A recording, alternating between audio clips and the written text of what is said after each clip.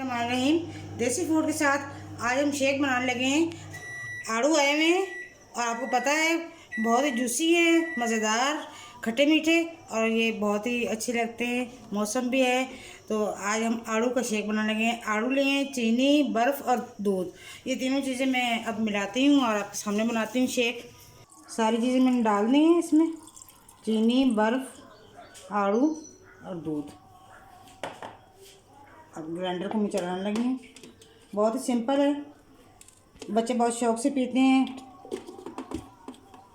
मौसम भी है, मौसम की चीज़ें खानी चाहिए। बिस्मिल्लाहिर्रहमानिर्रहीम।